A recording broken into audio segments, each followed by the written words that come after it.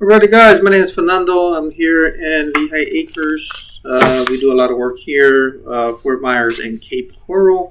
This discussion is going to be we're just going to look at one town, Lehigh Acres. Okay, we're going to do another one for Fort Myers and Cape Coral, but I just want to be able to go over some quick numbers, hopefully. But what I do like to do is to kind of explain my thoughts at the same time.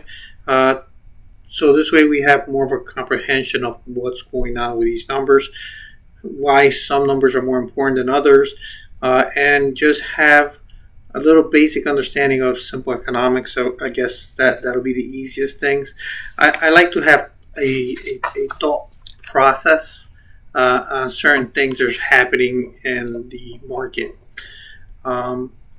It's easy to listen to news or report, and they're commenting on a whole bunch of the end of the world kind of scenario for real estate, that they predict certain things are happening, but a lot of times they're predicting or they're stating or just verbatimly using words that somebody else used and generalize everything for the whole state versus what's happening in your neck of the neighborhood.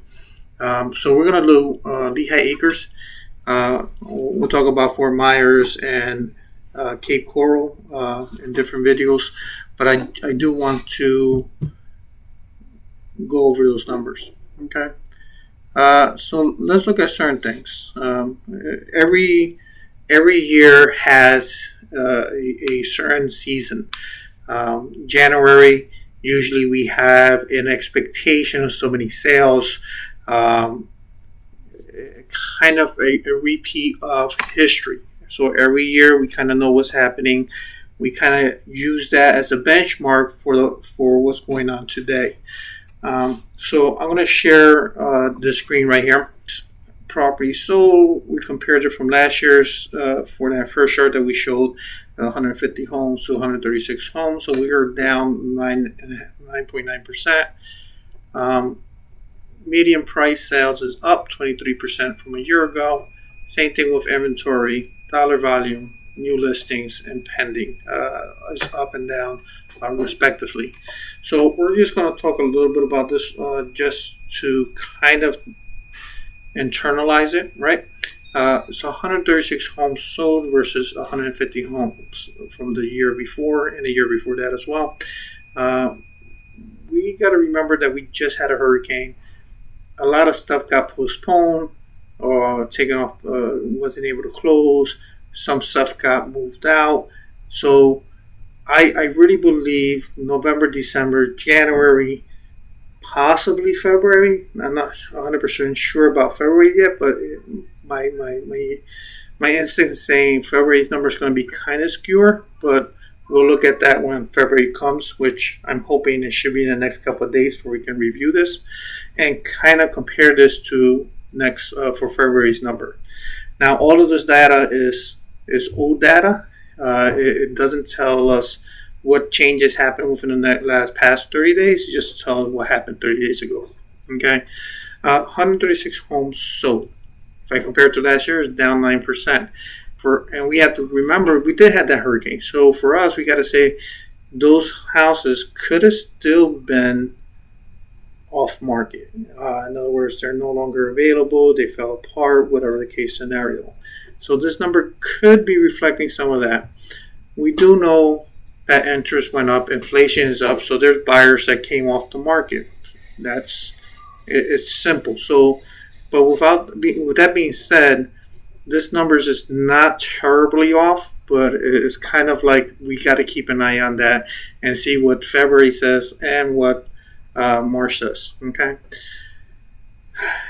And median sales on price is 333. We're up 23% from a year ago, but we kind of know that. So our price will go up. We don't need as many homes to be sold because the price did go up. So that kind of shows us that numbers there. I think we are in a correction. I think this will be stabilizing or going down slightly throughout the year. Um, because I believe we already passed the shift and we're more into the curve. And I believe within the next 3 months we'll probably see this number either flatten out or go down some. Okay, by the end of the year, that's a whole different story.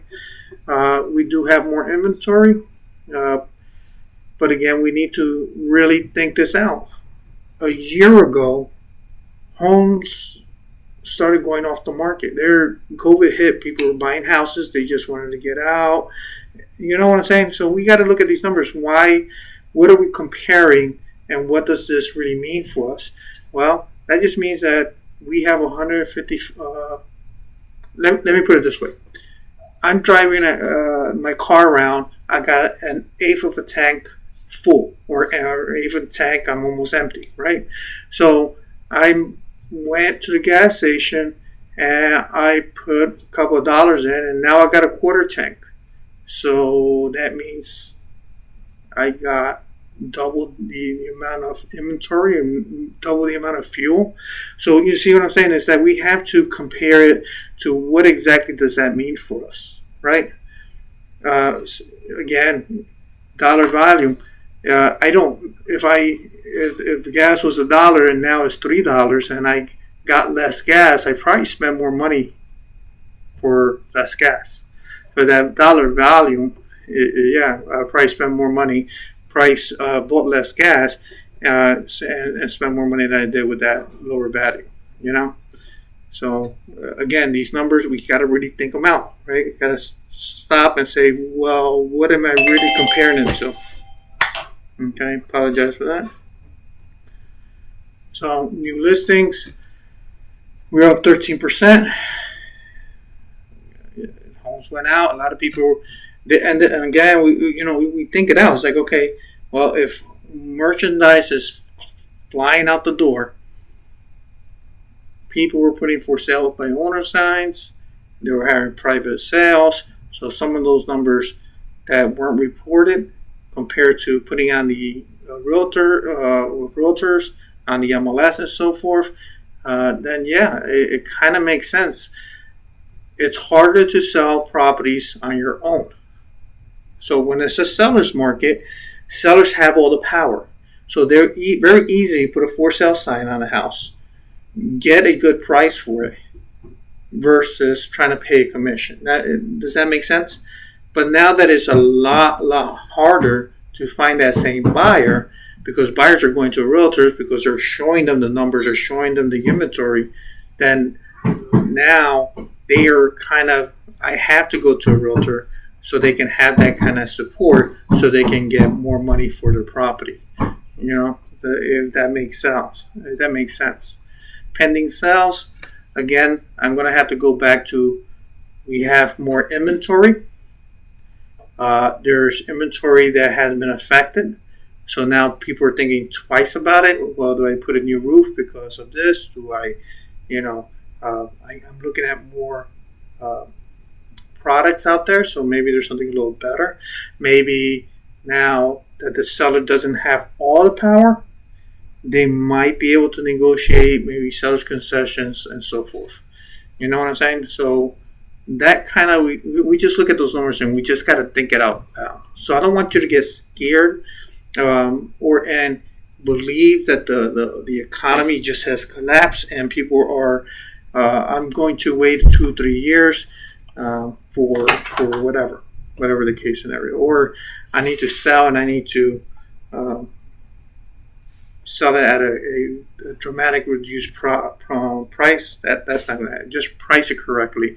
Price it to what the market's really bearing right now, so you can maximize the amount of money that's going to go into your pocket, as well as the buyers feel very comfortable and they got a good deal for that property. So it's a win-win situation, So I want to share this other chart here. It's kind of stating the same thing, just break down a few other things there for us. If we're just comparing the month, okay, this is the one I want to use right here. So if I'm going to look at again, remember we talked about there was if you're looking at this form here, you see right here, so 151 properties sold in 2022 in January, and today we're looking at 136. Those are the same numbers we just talked about. And if we're trying to break those down a little bit more, we're going to be looking at that there's 18 homes out of those 136 homes has sold for cash. So it wasn't a loan. Compared to a year ago, 36 homes were sold. Again, I think those are for other reasons, but regardless of say, we're looking at 13% of the properties that were sold in cash. We look at the median price. We kind of just talked about that. The price skyrocketed within a year's time. This is one of the reasons why I also think there's going to be a correction. I think that this will be pulled down, and as well as the average, as you can see these two numbers here. They're going to be pulled down for a few different reasons, in a sense that it's going to come down and stabilize and then continue from there on. I also think that once it settles, and in time you're going to start seeing it go back and appreciate, but I think those appreciation is going to be more single digits versus what it was doing double digits previously. Okay. And that's a whole different thing. I think I talked about it in a different video, but if we ever have to go back around, I'll circle back and talk about it some more. Again, we're looking at medium times from contracts. If you could see that it's staying longer on the market, this could be for a couple different reasons. One is that there is more inventory. Buyers are being forced not to be coming to the market, and they're looking at the ability to get a better deal than what it was doing and jumping up at a place, if that makes sense. Okay, pending sales, once again, we have less pending sales than in January, but I do believe this was affected. I think we're in the tail end of the Ian hurricane damage and people coming into the market. From this point on, I believe, I could be wrong, that it's really going to be based on what interest is happening with the interest rate, when I'm talking about for mortgage rate. I also think about what's happening with inflation, because that's also something else we need to keep an eye on, right? It all ties in together, so we just got to think about things logically, if that makes sense. And month of supply, I'm going to just jump down here, because you see active inventory, it says 800. That's a big jump from 300 a year ago, so those are things that we're going to take a look at, okay? This is the number we have to keep an eye on. And the reason I say this is because I think a lot of the properties came off the market because of the hurricane and it came back on the market. So I don't know if that's this number here that's affected, but for February numbers, we'll kind of look at that again just to see if there's more new inventory than was expected for February. 3 month supply, we're still, I want to say, we're leaving a seller's market. Anything 3 months or less on average is a seller's market. When you get into month 4, month 5, that's a neutral market. That's when both the buyer and the seller has kind of an even footing, so they're both able to hopefully find commonality and to be able to come up with an agreed price and terms. Because everything is just not priced, there's also terms and a contract for purchase. Once we pass that 5 month and go into month 6 and up, now we'll come into a buyer's market and varying degrees. That's when buyers have more power, or a little bit more power, to be able to negotiate for some additional concessions or price or terms or stuff like that.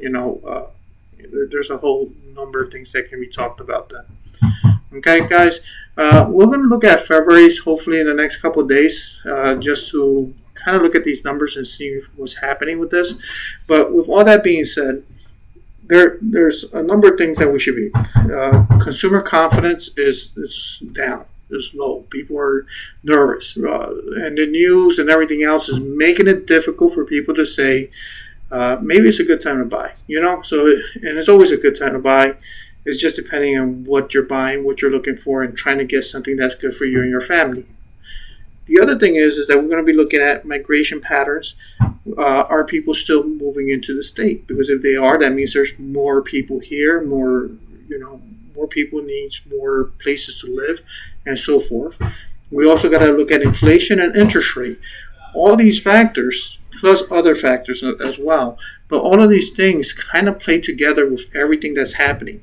So if you are thinking about buying, you are thinking about selling, then give me a call. If you're not in my area, you're in other areas, we have a network of people that are competent and are understand all these things here and that can help you, and we would love to refer you to them as well. Okay, guys, God bless you, love you, take care, and I'll see you in the next one. Okay.